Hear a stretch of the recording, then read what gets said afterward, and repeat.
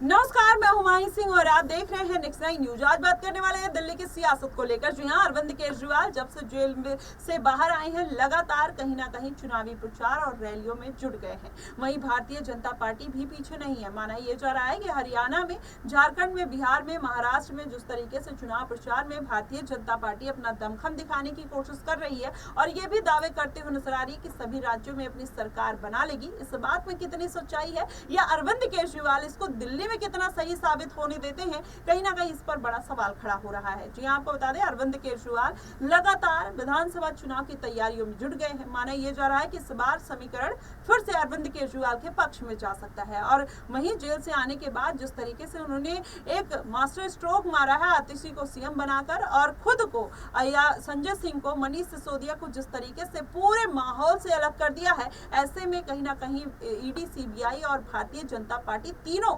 स्थिर पड़ते हुए, ठंडे पड़ते हुए नजर आ रहे हैं और उनका जो मुद्दा है वो ठंडे बिस्तर में चला गया है। ऐसे में माना यह जा रहा है कि इसका पूरा फायदा अरविंद केजरीवाल उठा रहे हैं और कहीं ना कहीं आतिशी को सीएम बनाकर अरविंद केजरीवाल जिस तरीके से मनमानी से वो प्रचार कर रहे हैं, जहां मन कर रहा जा रहे हैं, क्योंकि कोर्ट की तरफ से तमाम ऐसे रिस्ट्रिक्शंस थी जो अरविंद केजरीवाल के ऊपर लगाई गई थी।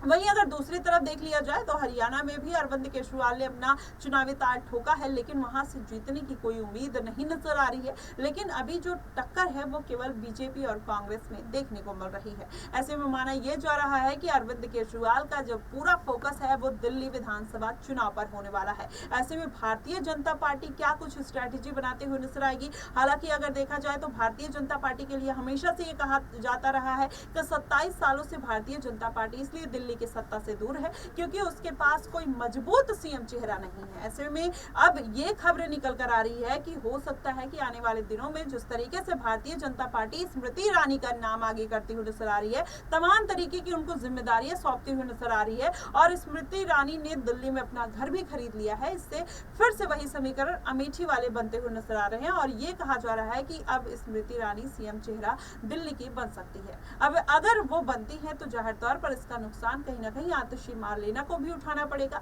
क्योंकि दो महिला नेता अगर आमने सामने होंगे तो जाहिर तौर पर इसका प्रभाव कहीं ना कहीं वोट बैंक में पड़ता हुआ दिखाई देगा। अब देखना यह होगा कि अरविंद केजरीवाल ने जो चाल चली है, जो अरविंद केजरीवाल जेल में रहकर इस्तीफा देने को तैयार नहीं थे, वही जेल से बाहर आने के बाद 2 दिन के भीतर इस्तीफा देने का ऐलान कर देते हैं, तब कहीं ना कहीं अरविंद केजरीवाल का गेम सबको समझ में आने लगता है। वही लोकपाल बिल और वही जब अरविंद केजरीवाल की दिल्ली में एंट्री हुई थी तब कहीं ना कहीं केजरीवाल ने ये चाल चली थी, अब वही चाल दोहराते हुए नजर आ रहे हैं। लेकिन इसका कितना फायदा देखने को मिलेगा ये देखना कहीं ना कहीं दिलचस्प होगा और भारतीय जनता पार्टी स्मृति ईरानी या बांसुरी सुराज या मनोज तिवारी किसको मौका देती हुई नजर आएगी, किसका सीएम चेहरा बनाते हुए नजर आएगी, ये देखना कहीं ना कहीं बेहद दिलचस्प होगा। फिलहाल इन सब मुद्दों को लेकर आपका क्या कुछ कहना है, आप हमें कमेंट बॉक्स में जरूर बताइएगा। फिलहाल के लिए बस इतना ही। देश और दुनिया की तमाम खबरों के लिए हमारे साथ बने रहिएगा नेक्स्ट 9 न्यूज पर।